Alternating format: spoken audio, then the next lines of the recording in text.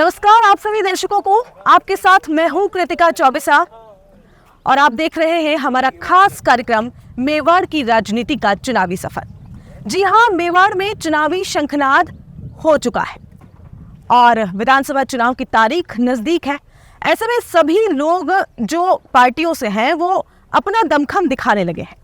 आपको बता दूं कि पिछले कई दशकों से गुलाब चंद कटारिया का यहाँ की विधानसभा सीट पर राज रहा है। जैसे ही वो असम के महामहिम बनते हैं, उसके बाद में दोनों ही पार्टी के कार्यकर्ता जो कई दशकों से यहाँ पर काम कर रहे थे, उन्हें लग रहा था कि इस बार वो अपना भाग्य आजमा सकते हैं। लेकिन दोनों पार्टियों के सामने अपनी अपने तरीके से चुनौतियां खड़ी हो गई है। जी हाँ, बीजेपी में सभी अपने आप को विधानसभा सीट का दावेदार समझ रहे हैं, तो वहीं कांग्रेस में एक नई चुनौती सामने आ खड़ी हुई। इस बार कांग्रेस के नेताओं को ये लग रहा था कि जो इतने समय से कांग्रेस पार्टी अपनी जमीन तलाश रही थी, अपने जड़ें जमाने की कोशिश कर रही थी, वो इस बार महामहिम गुलाब चंद कटारिया जी के बनने के बाद कर पाएंगे। लेकिन कांग्रेस पार्टी के लिए एक बहुत बड़ी चुनौती सामने आ गई। जी हाँ, कांग्रेस के राष्ट्रीय प्रवक्ता श्री गौरव वल्लभ के बारे में आपने सुना होगा। ये नाम पिछले कई समय से चर्चाओं में है। इस नाम ने कांग्रेस के नेताओं की नींद उड़ा दी है, क्योंकि गौरव वल्लभ के लिए कहा जाता है कि वो विधायक सीट के उम्मीदवार हैं और पिछले 2-3 महीनों से वो मेवाड़ में पूरा अपना एक्टिव मोड में नजर आ रहे हैं। आज मेवाड़ की राजनीति के चुनावी सफर में मैं बात करूंगी कांग्रेस के राष्ट्रीय प्रवक्ता गौरव वल्लभ से। जानूंगी उनसे क्या है उनका मिजाज, किस तरह से उदयपुर के डेवलपमेंट को लेकर वो बात करते हैं। तो आइए करते हैं इस सफर की शुरुआत।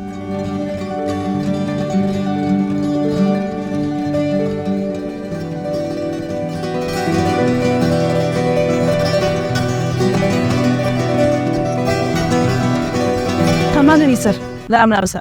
राम। बहुत बहुत स्वागत है आपका हमारे चैनल पर। थैंक यू सर, खूबसूरत फतेह सागर के किनारे पर हम लोग खड़े हैं, इस छोर पर हम लोग खड़े हैं। सबसे पहले तो उदयपुर की खूबसूरती के बारे में क्या कहेंगे आप? कैसा लगता है जब उदयपुर को आप देखते हैं? मैं क्या, पूरी दुनिया उदयपुर को वर्ल्ड्स बेस्ट टूरिज्म स्पॉट मानती है। आप देखिए, मैं दुनिया के कई कंट्रीज घूमा, वेनिस भी गया, पर जो ये सुंदरता है ना, ये सुंदरता वेनिस में भी नहीं है। जो हम खड़े हैं ना यहाँ पर, ये वर्ल्ड का मोस्ट टूरिस्ट एट्रैक्टिव सिटी है। और ये मैं अकेला नहीं बोल रहा, दुनिया की बड़ी बड़ी मैगजीन्स है वो उदयपुर को वर्ल्ड का बेस्ट टूरिज्म स्पॉट मानती है जी। तो उदयपुर की झीलें, उदयपुर की हेरिटेज, उदयपुर का इतिहास, यही अपनो उदयपुर है और इसी पे हमें गर्व है। अपनो उदयपुर जो है वो आपने कट्टे न कट्टे आकर्षक करी दीदो है, तो है ही। हाँ, तो अपनो उदयपुर तो अपनो गर्व है ही। और ये जो शहरें हैं, ये जो झीलें हैं, ये जो पहाड़ है, हाँ, ये मतलब इनमें नेचुरली इतना ज़्यादा ब्यूटी है, हाँ, कि टूरिस्ट जो फुटफॉल है, हाँ, वो इस नेचुरल ब्यूटी को अभी तक यूज़ ही नहीं कर पाए। आप 6 लाख की पॉपुलेशन है शहर की जी, और 1,94,000 टूरिस्ट का फुटफॉल होता है जनवरी माह में, जनवरी 2023। बिल्कुल। तो कहा जाता है 14 साल के सारे रिकॉर्ड टूट गए। और एक दूसरा शहर है वेनिस, जिसकी 2.5 लाख के आसपास पॉपुलेशन है और हर महीने 4,60,000 टूरिस्ट आते हैं। तो ऐसा क्यों है? आप 6 लाख पे 6 लाख भी नहीं है, वो 2.5 लाख की पॉपुलेशन में अपने डबल टूरिस्ट को अट्रैक्ट करता है। बिल्कुल। और दुनिया के मैगजीन्स, दुनिया के जो रेटिंग एजेंसीज है, रैंकिंग एजेंसीज है, वो उदयपुर को वेनिस से ज़्यादा अट्रैक्टिव और ज़्यादा ब्यूटीफुल मानते हैं। बिल्कुल। तो ऐसा क्यों है कि ये यहाँ पर ये मतलब वेनिस में ये बात होनी चाहिए कि क्यों नहीं उदयपुर वहाँ? तो कम से कम 6 लाख की पॉपुलेशन पे 6 लाख का तो फुटफॉल हो प्रति मंथ। 1,94,000 का जनवरी 2023 में हुआ, तो न्यूज बनती है कि ऑल टाइम रिकॉर्ड टूट गए। All time record. हर एक चीज को, क्योंकि आप वित्त से जुड़े हुए हैं, हर चीज को आंकड़ों में बहुत ज्यादा देखते हैं। मेवाड़ की जनता गौरव वल्लभ के बारे में जानना चाहती है कि डॉक्टर गौरव वल्लभ कहाँ से अपनी स्टडीज़ कर चुके हैं, आपने कहाँ आपका जन्म हुआ, कैसा आपका बचपन गुजरा, उस बारे में कुछ हमें बताएं, और कैसे राजनीति की शुरुआत आपके जीवन में? देखिए, मेरा स्कूलिंग है वो पाली से हुई जी। और उसके बाद मैंने सीए की परीक्षा उत्तीर्ण करी, मैं चार्टर्ड अकाउंटेंट बना, रिजर्व बैंक ऑफ इंडिया में नौकरी करी, कंपनी सेक्रेटरी मैं रहा, फिर उसके बाद मैंने लॉ भी करी, पीएचडी करी, यूएस से फाइनेंशियल रिस्क मैनेजमेंट का कोर्स भी किया, तो एमकॉम भी किया, उसमें भी मुझे स्वर्ण पदक मिला विश्वविद्यालय में। और मेरा जो सीए की परीक्षा है फाइनल, मैंने यही उदयपुर से दी जी। मेरा पिताजी का यहाँ बरसों से घर है। दूसरा मेरा उदयपुर से ये है एक रिलेशनशिप कि my better half is from this city. Okay. और उसने स्कूलिंग कॉलेज सब इसी शहर से किया, सीटीआई से पढ़ी।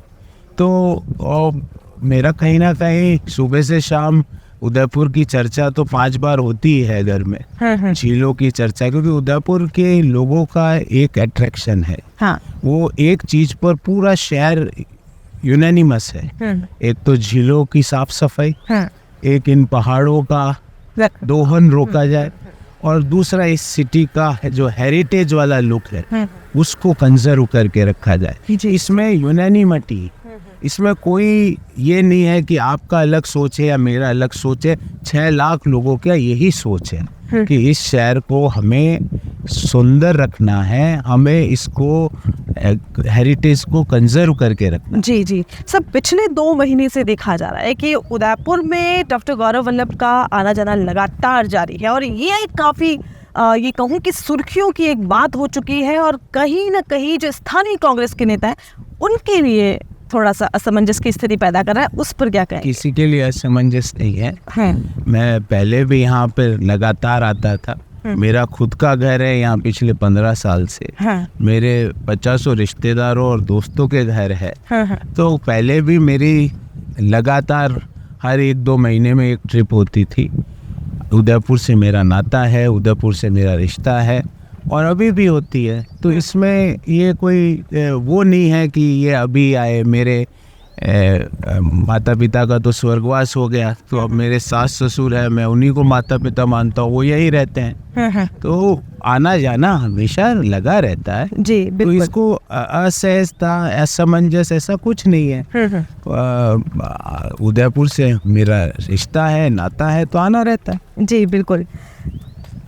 बात अब थोड़ी सी हम आगे की तरफ करते हैं। आपका उदयपुर से लगाव आपने बताया कि काफ़ी रहा है। मेवाड़ के बारे में क्या कुछ जानते हैं आप?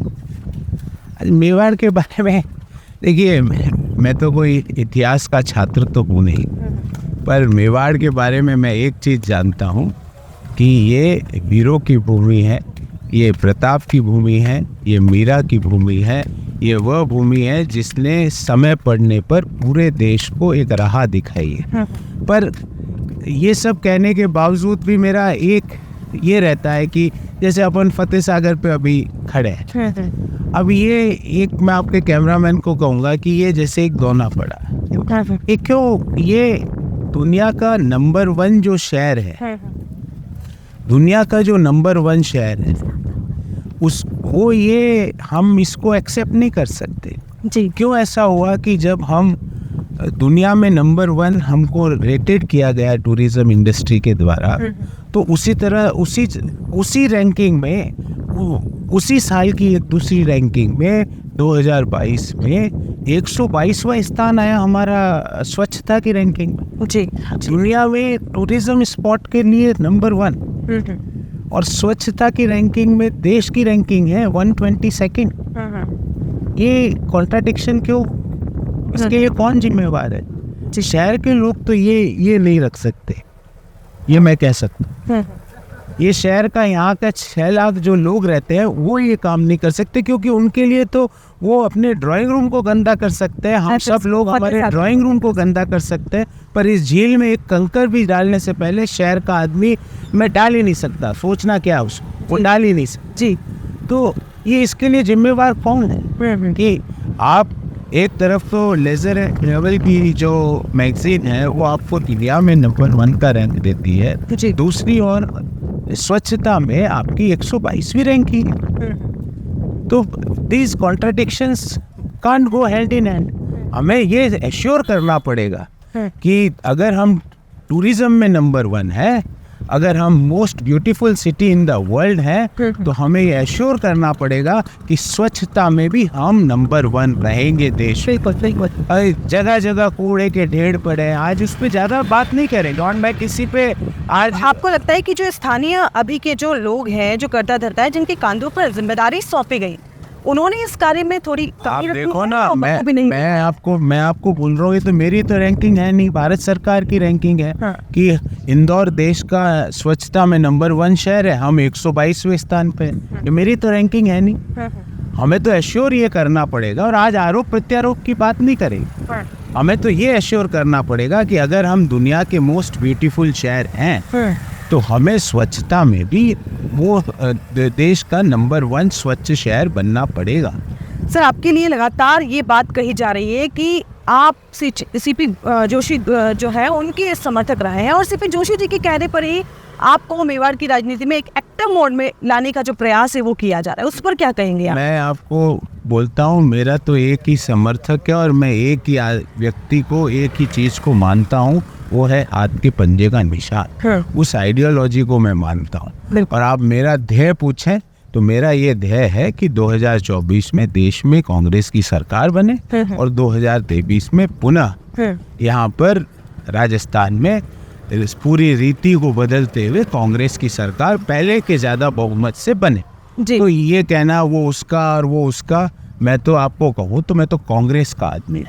चलिए सर, उदयपुर की अगर मैं डेवलपमेंट की बात करूं तो क्या ऐसे मुद्दे हैं जो आपकी नज़र में हैं? देखिए, मतलब उदयपुर को लेकर कई सारी ऐसी चीज़ें हैं जिसका प्रावधान है, लेकिन अब तक उसे पूरा नहीं कर पाया। देखिए, 2 उदयपुर के पिलर्स हैं। हाँ, एक तो टूरिज्म इंडस्ट्री, एक है माइनिंग इंडस्ट्री। हाँ, पूरी अर्थव्यवस्था इन पे टिकी हुई है। तो सबसे पहले तो जब हम मोस्ट ब्यूटीफुल हैं जी। तो वेनिस अपनी पॉपुलेशन से डबल टूरिस्ट अट्रैक्ट करता है, हम हमारी पॉपुलेशन का मात्र 30% टूरिस्ट अट्रैक्ट करते हैं। वो 200% कर रहा है अपनी पॉपुलेशन का, हम मात्र 30% करते हैं, और उसमें भी हम कहते हैं सारे वर्ल्ड रिकॉर्ड टूट गए।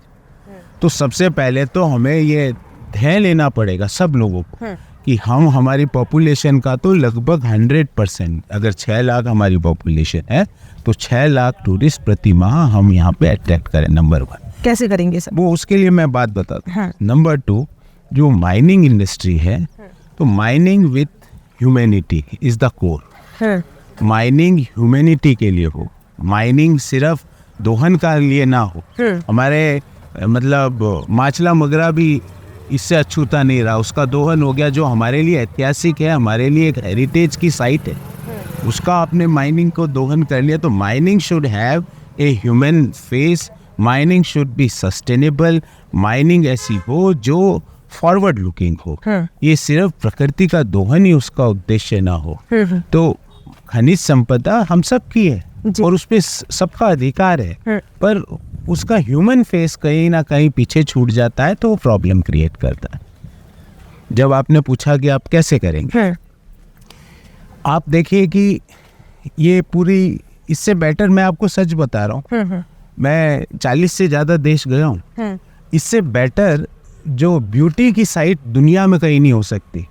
लेक, ग्रीनरी, हिल्स, कोई टूरिस्ट दिख रहा है आपको यहाँ पे कहीं सुबह? क्यों नहीं? अब क्यों नहीं है? हाँ, सुबह के भी है, सुबह के भी टूरिज्म होते हैं, शाम के भी होते हैं, रात के भी होते हैं। टूरिज्म कोई एक तरह का नहीं होता। तो सुबह का एडवेंचर टूरिज्म होता है, वो कहाँ है एडवेंचर टूरिज्म? दिखाइए ना मुझे, कहाँ है वो एडवेंचर टूरिज्म? क्यों नहीं आया वो यहाँ पे? पावर बोटिंग दिख रही कोई करता हुआ? क्यों नहीं है? क्यों इसकी तैयारी नहीं की गई? तो ये सारी चीजें सर आफ्टर 10 o'clock। मैं आपको ये कह रहा हूँ कि ऐसा नहीं है, हर चीज के हर का अपन कहते हैं, कई लोग सुबह पढ़ाई करते हैं, कई लोग शाम को पढ़ाई करते हैं, कई लोग रात। आप शाम की बात कर रहे हैं, काफी समय से एक डिमांड उदयपुर में चल रही है, क्योंकि एक टूरिस्ट प्लेस है और बहुत सारे लोग यहाँ पर पर्यटक आते हैं। कई सारे पर्यटक आधी रात को भी यहाँ पर आते हैं, आज तक नाइट मार्केट को स्टार्ट करने की बात कही गई, लेकिन वो अभी तक नहीं हो पाया। नहीं, उसके लिए मैं कह रहा हूँ ना, आपका एक विजन तो होना चाहिए कि आप अचीव क्या करना चाहते हो। जैसे मेरा विजन है कि 6 लाख की पॉपुलेशन पे प्रति माह 6 लाख टूरिस्ट का फुटफॉल। उसको आपने पूछा कैसे करोगे। 2 तरह के टूरिस्ट हैं, डोमेस्टिक, इंटरनेशनल। इंटरनेशनल टूरिस्ट बढ़ ही नहीं सकता जब तक आपका दुबई और सिंगापुर से डायरेक्ट फ्लाइट नहीं है। क्योंकि वो यहाँ पे आने के लिए अगर दुबई और सिंगापुर से डायरेक्ट फ्लाइट है तो दुनिया के हर कॉर्नर से वो उदयपुर डायरेक्ट कनेक्ट हो जाएगा। तो क्यों नहीं, किसने क्यों नहीं सोचा कि अगर डोमेस्टिक टूरिज्म को बढ़ाना है तो हम सिर्फ एक राज्य की टूरिस्ट पर निर्भर नहीं कर सकते। आज मेजोरिटी ऑफ टूरिस्ट है वो एक राज्य के आते हैं, तो क्यों दूसरे राज्यों के नहीं आते? क्योंकि आपकी सदर्न इंडिया से ट्रेन सर्विस ही नहीं है, आपकी सदर्न इंडिया से कनेक्टिविटी नहीं है। तो आपके पास सदर्न इंडिया के जो टूरिस्ट है, जो कि एक मेजर चंक है, वो डायरेक्ट ट्रेन नहीं है, वो आ नहीं पाते जी। तो क्यों इतने दिन लोग चुपचाप बैठे रहे? उन्होंने क्यों विजन लेकर क्यों उन्होंने विजन के साथ अपना काम नहीं करा? क्यों? इन सब के लिए आज मैं आपको पुनः कह रहा हूँ, सुबह का समय, आप भी अच्छे मूड में हैं, मैं भी अच्छे मूड में हूँ, और हम दोनों अपना दिन शुरू कर रहे हैं। आज कोई आरोप प्रत्यारोप की बात नहीं है। आज मेरा ये है कि भाई हमको ये अचीव करना है। लोगों को पता ही नहीं है कि उनको अचीव क्या करना है, इतनी बड़ी है की बात सर हमने कर ली, दोहन की बात आपने कर ली। लगातार पहाड़ियों को काटा जा रहा है, वो भी हम लोग देख रहे हैं, और भी कई सारे मुद्दे उदयपुर में हैं। इसके अलावा और क्या आपका विजन रहता है उदयपुर के लिए? तो ये तो एक तो इकोनॉमिक पर्सपेक्टिव हुआ, जो मैंने कहा इकोनॉमिकली 2 पिलर्स हैं, टूरिज्म और माइनिंग। मैंने दोनों के बारे में अपनी बात करी। सर झीलों की बात हमने कर ली, हमने माइनिंग की बात कर ली, अरावली पर्वत श्रृंखला को लगातार जो है वो नुकसान पहुंच रहा है, उसकी बात हमने कर ली। इसके अलावा भी उदयपुर में कई सारे मुद्दे हैं, उन पर आप किस तरह से काम करेंगे? आपके जहन में है एक बड़ा मुद्दा आयड़ नदी, उसको हमें और आकर्षक बनाना है विदाउट फेल। आयड़ नदी को जो सीवेज प्लांट्स हैं उनको मतलब क्रियान्वित इस तरह से करना है कि जो पानी, जो गंदा पानी उदय सागर में जाके मिलता है, उसको भी रोकना है। उसके अलावा जो मैंने आपको कहा कि अपार संभावनाएं हैं एजुकेशन हब बनने की। बिल्कुल बिल्कुल। तो पर एजुकेशन हब सिर्फ यूनिवर्सिटियां बनाने से या सिर्फ कॉलेज खोलने से नहीं बनेगा। आपको एम्प्लॉयर रेडी छात्र छात्राएं देनी पड़ेगी, तब लोग बच्चों को नौकरियां मिलेगी जी। आपको वो जमाना गया कि हम BA BCom BSc के छात्र लगातार बना रहे हैं। हमें चाहिए आर्टिफिशियल इंटेलिजेंस, मशीन लर्निंग और उससे भी ज़्यादा बिजनेस एनालिटिक्स।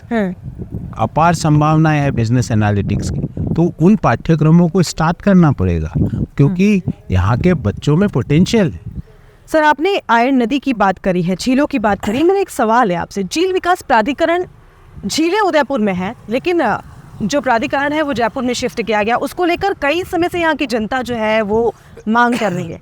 तो जब झीलें यहाँ है तो उस ऑफिस का वहाँ होने का क्या फ़ायदा? उस पर अब तक क्यों नहीं हो पाया? देखिए, मैं आप मेरा एक कॉन्सेप्ट बता रहा हूँ, ऑफिस कहीं भी हो पर काम तो यही करना पड़ेगा। ये इश्यू मैं मानता हूँ कि ऑफिस का जो विज़न है, जो ऑफिस को जो काम करना चाहिए था, इन झीलों का विकास, कोई झीलों को कोई पानी थोड़ी देना है, झीलों से पर्यटन को कैसे और अट्रैक्ट करना है, झीलों को कैसे क्लीन रखना है, झीलों को कैसे कंजर्व करके रखना है, वो उसका काम है। तो ये ऑफिस वहाँ, और इससे मुझे लगता है ज़्यादा कोई फ़र्क नहीं पड़ता। जैसे मैं आपको बोलूँ, WHO का ऑफिस स्विट्जरलैंड में है, तो WHO इंडिया में काम कर रहा है।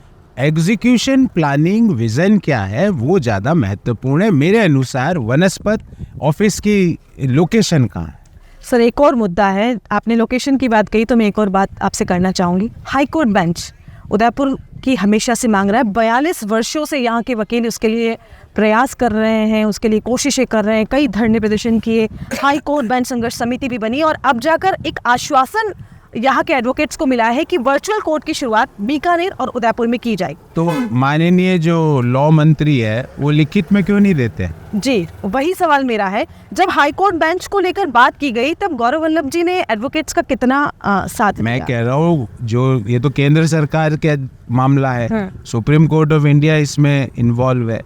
तो जब देश के कानून मंत्री कह रहे हैं कि हमने ये घोषणा कर दी, तो कानून मंत्री जी के क्या ऑफिस में कागज की कमी है देश के? कि वो एक कागज पे, या उनके ऑफिस में टाइपिस्ट नहीं है, या उनको दस्तखत नहीं करना है? क्या प्रॉब्लम क्या है? कागज की कमी है तो हम भिजवा दे। उनको ड्राफ्ट का लेटर नहीं आता तो मैं ड्राफ्ट करके उनको दे दूं। जी, पेन नहीं हो तो पेन भिजवा दूं। जी। पर ये इस तरह से क्या है, चीजों को आप पॉलिटिसाइज करते हैं इस तरह से करके। आश्वासन, एक स्टेटमेंट दे दिया, उसके बाद कुछ नहीं। तो और आप लगातार यहाँ से अब दावेदारी भी करने चाह रहे हैं। मेरा सवाल ये है आपसे कि अभी जिस तरह से धरना प्रदर्शन वकीलों का किया गया, पिछले कई समय से तो वो कर ही रहे हैं, लेकिन पिछले 2 महीने से अगर हम देखें तो रैली निकाली गई, जुलूस निकाला गया। हर लेजिटिमेट मांग के साथ मैं खड़ा हूँ। उनकी हर लेजिटिमेट मांग को किस तरह सुलझाना है, ये सिर्फ आश्वासन से काम नहीं चलेगा। आपको पूरा आप बोल देते हो और आपकी कथनी और करनी में अंतर है।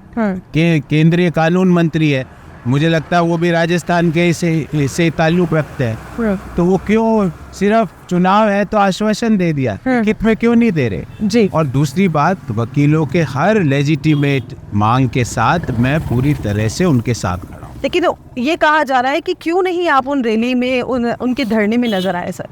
मैं कई बार कई वकीलों के जो संगठन है, कई वकील ग्रुप्स में भी मुझसे मिले, तो मैंने उनको कहा कि भाई लेजिटिमेट आपकी मांग है, उनके साथ में हूँ, मैं आपके साथ खड़ा हूँ। मैं आपका कोई ये नहीं मानता हूँ कि आप जो बोल रहे हैं वो बिल्कुल नाजायज है या गलत है। मैं आपकी तो हो ही नहीं, हम हर जायज मांग के साथ उनके साथ हूँ। आपके कैमरा के सामने भी बोल रहा हूँ। और उनके कई लोग, भले ही वो बार एसोसिएशन के हो, भले ही वो इंडिविजुअल वकील हो, भले ही वो प्रोमिनेंट शहर के वकील हो, उनके साथ मेरी इस बारे में संपूर्ण डिस्कशन हुआ है। और ये बात समझनी पड़ेगी कि इसको सिर्फ एक ओरल स्टेटमेंट से पेट नहीं भरेगा। बिल्कुल नहीं, संघर्ष तो वकीलों की जारी है, क्योंकि हाई कोर्ट बेंच तो मेवाड़ का था और मेवाड़ में ही रहना चाहिए था। बिल्कुल सर, इसके अलावा और क्या विजन है आपका उदयपुर को लेकर? मैंने एजुकेशन की बात की, फिर एक है मेडिकल हब। जी, आज उदयपुर में मेडिकल पूरे क्षेत्र का, ना केवल मेवाड़ राजस्थान का, बल्कि पूरे देश का मेडिकल हब और फार्मा हब बनने की संभावना है। क्योंकि जो जलवायु चाहिए होती है फार्मा इंडस्ट्री को, वो यहाँ के लिए, यहाँ की जलवायु उसके लिए अनुकूल है।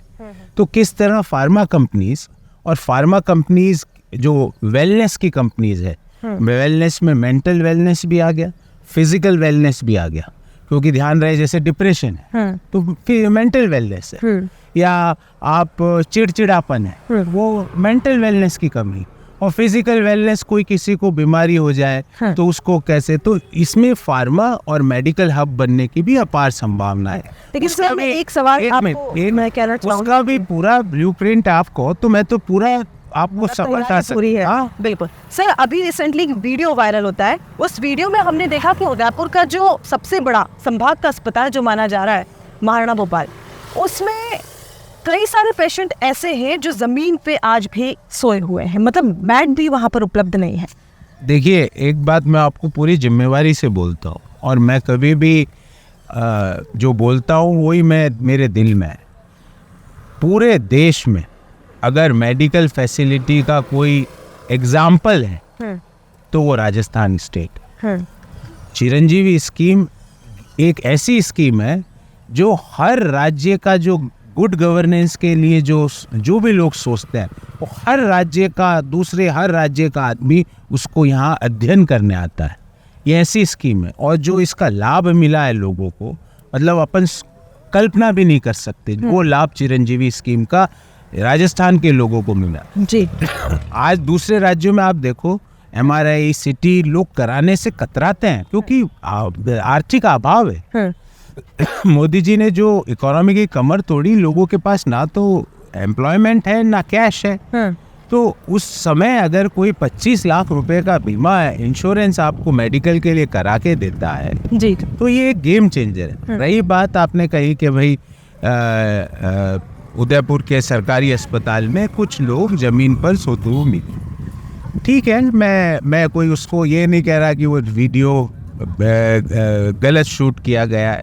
हो सकता है उस दिन बेड की जो मैनेजमेंट था वो नहीं हो पाया हो, इस पे विचार किया जाएगा। पर रही बात स्वास्थ्य सर्विसेज की, उदयपुर के बराबर मुकाबले की स्वास्थ्य सर्विसेज और राजस्थान के मुकाबले की स्वास्थ्य सर्विसेज सरकारी, मैं चुनौती देता हूँ पूरे देश में कहीं नहीं। जी सर, उदयपुर एक ऐसी सिटी है जिसे खूबसूरत बनाने के लिए लगातार प्रयास किया गया है। अब तो जो प्रदेश है उसमें आप ही की सरकार है। पॉलिंगलेस अगर मैं बात करूं तो ये कोशिश की गई थी कि ये सब कुछ अंडरग्राउंड हो जाएगा, लेकिन वो अभी तक नहीं हो पाया। उदयपुर को B2 श्रेणी में लाने की बात कही गई, वो अब तक नहीं हो पाई। आयरन नदी की बात पर ज़्यादा कुछ अभी हो नहीं पाया, कोशिशें चल रही हैं लेकिन हो नहीं पा रहा है। क्यों नहीं हो पा रहा? इसका कारण आप समझ रहे हैं? आपने जो समस्याएं बोली, आयरन नदी का सौंदर्यीकरण, उसको और खूबसूरत बनाने का काम क्यों नहीं हो पाया? क्योंकि विजन ही नहीं है आपके पास। मैंने आपको एक एग्जांपल दिया ना शुरुआत में जी, कि 6 लाख की पॉपुलेशन में 1,94,000 टूरिस्ट आए, तो हम कह रहे हैं हमने पुराने 14 साल के रिकॉर्ड तोड़ दिए। ये रिकॉर्ड टूटने का नहीं, ये हमें आत्मविश्लेषण करने का डाटा था कि एक तरफ तो हमारे से कम खूबसूरत शहर 2.5 लाख की पॉपुलेशन पे 4,60,000 टूरिस्ट अट्रैक्ट कर रहा है, हम क्यों नहीं 200% टूरिस्ट अट्रैक्ट कर सकते? तो जो आपने समस्याएं बताई, भले वो आयरन नदी के रिलेटेड हो, भले वो आपने जो केबल अंडरग्राउंड की बात हो, ये क्यों नहीं हो पाया? सर एक और बहुत सारी चीजें हैं उदयपुर के साथ जुड़ी हुई। एलिवेटेड रोड को लेकर ये सारे प्रावधान में है सर, लेकिन अब तक नहीं हो पा रहे हैं। बिल्कुल, आपकी बात से मैं बिल्कुल सहमत हूँ। शनिवार इतवार के दिन आप सुखाड़िया सर्किल से आपको हिरनमगरी जाना हो तो 40 मिनट लगते हैं शनिवार इतवार के दिन। जी, क्यों लग रहा है? क्योंकि जो लोग थे यहाँ पे, मैं फिर कह रहा हूँ, आज मेरा मन किसी पे टिप्पणी करने का नहीं है, पर जो लोग थे सिस्टम में, जिन लोगों का काम था, जो शहर के जनप्रतिनिधि थे, उनका ना विजन था ना उनकी सोच। इट इज अनफॉर्चुनेट, उनकी सोच नहीं थी। अगर होती तो ये आंकड़े कुछ और होते। जो आपने समस्याएं बताई वो समस्याएं नहीं होती। जो सौंदर्यीकरण, हेरिटेज को कंजर्व करना, जो पहाड़ों को कंजर्व करने की बात जो मैं कह रहा हूँ, वो मैं नहीं कह पाता, ना मैं कहता। मैं किसी पे टीका टिप्पणी, किसी व्यक्ति विशेष की बात नहीं कर रहा हूँ। पर कौन है पिछले 20-25 साल से, कौन है नगर परिषद में 25-30 साल से, तो यहाँ पे जगह जगह कूड़े के ढेर पर लगे हुए हैं। मैंने आपको सुबह फतेह सागर की पाल पे बता दिया। क्यों? किसकी जिम्मेवारी है वो? जी, तो इसको हमें समझना पड़ेगा। और देखिए, शहर को मैं अभी पॉलिटिकल बात नहीं कर रहा, पर शहर में अपार संभावनाएं हैं। Tourism and mining is the backbone of the Udaipur city. Mining, sir mining की आप बात करें, एक सवाल मेरे जहन में आ रहा है। ज़्यादातर माइनिंग का जो हिस्सा है वो हिंदुस्तान जिंक वेदांता के पास है, और CSR फंड इतना होता है सर कि अगर वेदांता चाहे तो उदयपुर के पूरे क्षेत्र को बहुत अच्छी सौगातें दे सकता है। देखिए, गिने चुने अगर मैं कहीं जगहों की बात करूं तो वहाँ हिंदुस्तान जिंक ने अपना काम किया है। जैसे कलरवास जो यहाँ का एक इलाका है, उदयपुर से बाहर निकलते हैं, तो वहाँ STP प्लांट उन्होंने लगाया है। उदयापोल और अगर मैं चेटक की बात करूं तो वहाँ उनकी तरफ से कुछ चीज़ें लगाई गई हैं, लेकिन उनकी देखरेख नहीं हुई। आपको क्या लगता है, क्योंकि आप वित्त से जुड़े हुए हैं, आप हर चीज़ को आंकड़ों में देखते हैं, इसलिए मेरा एक छोटा सा सवाल है आपसे कि क्या इस तरह का सजेशन हमें देना चाहिए कि CSR के ज़्यादा फंड को यहाँ पर लगाया जाए? CSR के तो कंपनीज अधिनियम में प्रावधान होते हैं कि आपको अपने प्रॉफिट का एक निश्चित % CSR में खर्च करना ही पड़ता है। जी, इससे कोई भी कंपनी बच नहीं सकती, और कंपनियां करती भी है। अब कंपनियां ये है कि कुछ यहाँ करा, कुछ मान लो दूसरे शहर में किया, कुछ गाँवों में किया, कुछ कहीं और किया। यही तो मैं आपको कह रहा हूँ, यही तो विजन और व्यक्ति का जो सोच है वो काम आती है। आप नहीं तो कंक्रीट आपको में आप- ऐसा लगा ऐसा मैं- कि स्थानीय जो नेता नहीं, उन्होंने मैं- सोचा नहीं होगा कहाँ यार। सोचा, अगर सोचा होता प्लान बना के ले जाते। देखो मैं आपको पुनः कहता हूँ, सरकारें और कंपनियां अच्छे प्लान पर कोई भी पैसा देने से मना नहीं करता। मैं तो कांग्रेस पार्टी में हूँ, भारतीय जनता पार्टी की सरकार है, पर अगर अच्छा प्लान होता है तो भाजपा की सरकार को भी पैसा देना ही पड़ता है। कंपनियों को भी अच्छे प्लान के साथ, अच्छी तैयारी के साथ आप प्रेजेंटेशन देते हो तो पैसा देना ही पड़ता है, क्योंकि वो तो खर्च करना है, पर उसको उनको कन्विंस होना पड़ेगा कि मेरे खर्च से शहरवासियों को फायदा होगा। आपकी सोच ही नहीं है, आपकी सोच कुछ और है। देखिए, राजनीति, इलेक्शन और गुड गवर्नेंस, ये तीनों सेपरेट विषय होते हैं। इनको आप दिन भर राजनीति करते रहो तो फिर गुड गवर्नेंस, सोच, इसकी बात का आएगी। फिर आपका नतीजा वही आएगा कि स्वच्छता रैंकिंग में हम हिंदुस्तान में, दुनिया में नहीं, दुनिया में सौंदर्य में नंबर 1 और स्वच्छता रैंकिंग में देश में 122। बिल्कुल सर, राजस्थान का मेवाड़ जो है वो अपने स्वाद के लिए भी काफी जाना जाता है। आपको उदयपुर में क्या कुछ पसंद आया? मुझे पालीवाल की कचौरी बहुत पसंद है। जी। मुझे सुबह 4 बजे उदयपुर जाके पोहे खाना भी बहुत पसंद है। मैं कई बार जल्दी उठ जाता हूँ। जी। मुझे फतेह सागर पे बैठ के खड़े होके कॉफ़ी पीना भी बहुत पसंद है। तो आज बातों के साथ थोड़ी चुनावी चर्चा अब हम कर रहे हैं। कई सारे मुद्दों पर हम लोगों ने बात कर ली। एक और अहम मुद्दा जो भी रिसेंटली अगर हम बात करें तो छात्र संघ चुनावों को लेकर भी रहा था, जिसमें ये कहा गया बच्चों ने अपनी पॉकेट मनी से पोस्टर लगाए, बैनर लगाए, लेकिन अचानक एक स्टेटमेंट आता है कि छात्र संघ चुनाव नहीं। ऐसे में उन बच्चों की उम्मीद टूट गई। सर, आप एक युवा नेता हैं, आपके लिए कहा जाता है कि कर्मठ कार्यकर्ता हैं, आप युवा हैं। आप तो जब छात्र प्रदर्शन कर रहे थे उस वक्त आपका क्या पॉइंट ऑफ व्यू था? उस वक्त आपका देखिए, सरकार क्योंकि इस वर्ष प्रदेश में जो विधानसभा चुनाव हुई जी, उस दौरान छात्र संघ चुनाव कराना सरकार के ने जो अपना एक निर्णय लिया, उसको भी छात्रों को समझना चाहिए। कोई गवर्नमेंट कोई अगेंस्ट यूनिवर्सिटी या स्टूडेंट इलेक्शन के गवर्नमेंट अगेंस्ट नहीं है, पर ये विधानसभा चुनाव का वर्ष है। 2-3 महीने बाद चुनाव हो सकता है, राजस्थान में हो जाएंगे जी। उस समय क्या है कि छात्रों में कॉन्फ्लिक्ट ना बढ़े, छात्रों की और एक्टिविटीज़ में उस बाधा उत्पन्न ना हो, इसलिए सरकार ने एक निर्णय किया और छात्रों को इसका सम्मान करना चाहिए जी। ऐसा नहीं है कि छात्र संघ चुनाव नहीं हो, पर अभी for the time be till the assembly election it is postpone. ये हो सकता है कि छात्र संघ चुनाव जनवरी में हो जाए, ये संभव है जी। तो इसके लिए छात्रों को निराश होने की जरूरत नहीं। Government is not against the students union election. कि मैं कांग्रेस का वर्कर हूँ और कांग्रेस के हर वर्कर को मैं समझता हूँ और मेरे मन में किसी भी वर्कर के प्रति, क्योंकि मैं तो क्या है कि मेरी एक फिलॉसफी है जी कि पॉजिटिव सोच रखी है। मैं ना तो नेगेटिव बात सुनता हूँ ना नेगेटिव बात देखता हूँ। मैं शायद लेकिन आप लेकिन इस समय नेगेटिविटी बहुत ज्यादा हो रही है। कुछ नहीं हो रही, वो एक आपको लग रहा है। हालांकि लोग कह रहे हैं, कांग्रेस के जो बड़े नेता हैं उनका ये कहना है कि जिसे भी टिकट मिलेगा वो उनके साथ है, लेकिन अंदर खाने से ये चीज़ आए। मैं तो देखो बिल्कुल क्लियर कट पॉलिटिक्स का मैं विश्वास रखता हूँ। मेरी किसी ने कोई मेरा विरोध नहीं किया, मैं ऐसा मान ही नहीं सकता ना कांग्रेस पार्टी का। और रही बात टिकट की, टिकट कोई व्यक्ति डिसाइड नहीं करते हैं, पार्टी डिसाइड करती है। तो मैं पार्टी का डिसिप्लिन आदमी जी। मैं आपको पुनः कहता हूँ, कांग्रेस का हर कार्यकर्ता का एक ही मिशन है और जिसमें मैं भी शामिल हूँ जी जी कि 2024 में केंद्र में हमें सरकार बनानी है और उससे पहले 23 में राजस्थान, मध्य प्रदेश, छत्तीसगढ़ और तेलंगाना में कांग्रेस की राज्य सरकारें बना दी।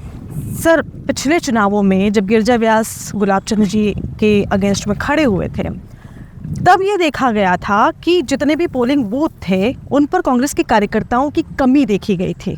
आप क्या मानते हैं, कितना साथ आपको स्थानीय कांग्रेस के नेताओं का है और पर्सनली आप कितना टच में है सर? पिछले में क्या हुआ मुझे नहीं है जानकारी, क्योंकि मैंने आपको कहा ना, पॉजिटिव सोच में रखता हूँ, फॉरवर्ड देखता हूँ। मेरी बीजेपी की तरह आदत नहीं है कि मैं इतिहास में जाके बोलूँ फलाना में ये हो गया, टीपू सुल्तान की डेथ कैसे हुई। ये सब में मेरी सोच है कि किस तरह artificial intelligence, machine learning, analytics का उपयोग करके बच्चों के लिए एम्प्लॉयमेंट क्रिएट सर ये सब आपकी इच्छा शक्ति है, लेकिन इनके लिए साथ की जरूरत। मैं बता रहा हूँ ना आपको, साथ तो आदमी का अगर पॉजिटिव मोटिव होता है, किसी भी, आप भी शहर की जानी मानी पत्रकार हैं, आपका पॉजिटिव मोटिव होता है तो लोग अपने आप आपके साथ, क्योंकि आपका मोटिव सेल्फ नहीं है, आपका मोटिव पॉजिटिव है, आपका मोटिव एक बड़ी बृहद सोसाइटी है, तो लोग अपने आप साथ होते हैं जी। और कांग्रेस पार्टी का तो कार्यकर्ता का साथ सिर्फ एक ही आदेश पे होता है, वो है कांग्रेस पार्टी का सिंबल। तो किसी व्यक्ति के साथ कोई कार्यकर्ता नहीं होता है। मेरे साथ कितने हैं, फलाना के साथ कितने हैं, मैं तो हमेशा ये पूछता हूँ कांग्रेस के कितने कार्यकर्ता हैं। मैं ये नहीं पूछता ना मेरा इंटरेस्ट है इस चीज़ों में। और कार्यकर्ता कभी भी किसी का आदमी व्यक्ति का नहीं होता है, कार्यकर्ता पार्टी का होता है। तो ये कहना कि आपके साथ कितने हैं, मेरे साथ उदयपुर के 6 लाख लोग हैं जो भले ही मतदाता जो उदयपुर शहर के हो, उदयपुर शहर के ग्रामीण के हो, मेरी सोच है। और अभी मैं चुनावों की बात कर ही क्यों रहा हूँ आपसे, मैं तो उदयपुर के विजन पे, आपने बोला कि गौरव जी आपका क्या सोच है, आपका इस शहर से क्या ताल्लुक है, आप क्या इस शहर के बारे में सोचते हो, इन पहाड़ों के बारे में आप क्या सोचते हो, इस महान झील के बारे में आप क्या सोचते हो, वो मैंने अपनी बात कही। सर एक सवाल और है मेरा, जिस तरह से अभी हम लोग 2 गुटों में मान रहे हैं कार्यकर्ताओं को, आपको क्या लगता है कि यदि आपको टिकट मिलता है, आप जीतते हैं, तो इस बिखरे हुए जो समूह से कैसे एक मंच पर लाके खड़ा करेंगे? मैं मानता ही नहीं ये बात कि 2 गुट होते हैं, 3 गुट होते हैं। सर प्रदेश से लेकर मैं तो नहीं मानता, अगर मैं नहीं मानता। हमारा तो एक ही गुट है पूरे देश में, वो है राहुल गांधी जी का गुट, वो है मल्लिकार्जुन खड़गे साहब का गुट, वो है सोनिया गांधी जी का गुट, वो है हाथ के पंजे का गुट। मैं तो गुट की बात ही सोचता ही नहीं हूँ। तो मैं जिस चीज को मानता ही नहीं तो मैं उस पर अपनी टिप्पणी क्यों करूँ। तो रही बात, आपने बार बार मेरे से पूछा, चुनाव की जो निर्णय है, पुनः दोहराता हूँ, वो व्यक्तियाँ नहीं करते। हर चुनाव के निर्णय का एक प्रोसेस होता है जी, और उस प्रोसेस का सम्मान हम सबको करना है और करते आए हैं। ऐसा नहीं है हमने पहले नहीं किया, हमेशा किया।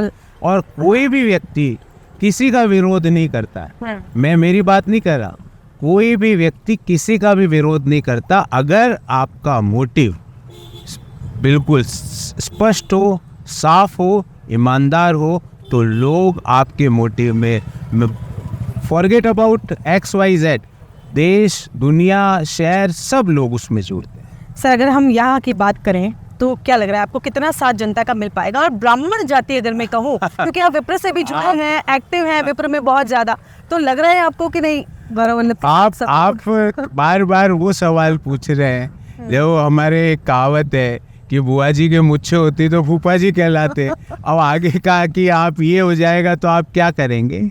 मैंने शहर के बारे में अपनी बात बताई कि शहर में क्या होना चाहिए, शहर का क्या डेवलपमेंट होना चाहिए, मेरा एक दृष्टिकोण है। जी जी। पर आप ये हो जाएगा तो कितने लोग आपके साथ हैं, कितने लोग नहीं है, कौन सी जाति, गौरव वल्लभ और कांग्रेस पार्टी जातियां देखकर, धर्म देखकर चुनाव में नहीं उतरते हैं। वो एक सोच और विकास की बात को लेकर आगे उतर। विकास की बात हमने आपकी सुनी सर। जाते जाते आप दर्शकों से क्या कहना चाहेंगे डॉक्टर गौरव वल्लभ? मैं तो एक ही चीज कहना चाहूँगा सारे शहरवासियों को कि इस महान शहर की झीलों को, पहाड़ों को, माइंस को, खनिज संपदा को हमें हमारी रेस्पॉन्सिबिलिटी, और शहर के लोग मानते हैं कि इस रेस्पॉन्सिबिलिटी को हमें संवार के रखना और अधिक हमें संवार के रखना, और प्रतिज्ञा लेनी है कि 6 लाख हमारी जनसंख्या है तो प्रति माह कम से कम 6 लाख टूरिस्ट हमारे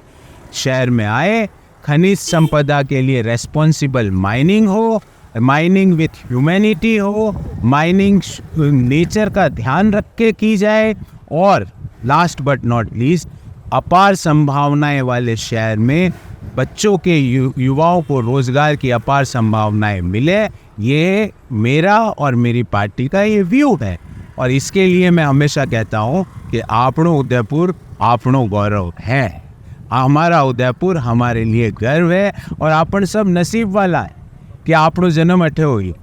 हम सब नसीब वाले हैं कि हमारा जन्म इस महान धरती पर, प्रताप की धरती पर, प्रताप की मिट्टी में, मीरा की मिट्टी में हुआ। धन्यवाद। गौरव जी, राजनीति के इस चुनावी सफर में छोटा सा सफर आपने कॉफी के साथ हमारे साथ किया, इसके लिए आपका तहे दिल से शुक्रिया। तो मेवाड़ की राजनीति के चुनावी सफर में आज हमारे साथ जुड़े राष्ट्रीय प्रवक्ता गौरव वल्लभ जी। गौरव वल्लभ जी यहाँ से विधायक की दौड़ में शामिल एक नाम है।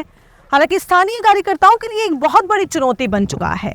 अंदर खाने से कई सारी बातें आ रही हैं, लेकिन फिर भी गौरव वल्लभ जी एक अलग विजन के साथ में अपनी दावेदारी को पेश कर रहे हैं, उदयपुर के विकास की बात कर रहे हैं। हालांकि चुनौतियां गौरव वल्लभ जी के लिए भी उतनी ही हैं। मेवाड़ की राजनीति के चुनावी सफर में फिलहाल के लिए इतना ही। फिर रूबरू होंगे किसी ऐसी ही शख्सियत से। तब तक के लिए दीजिए इजाजत। नमस्कार।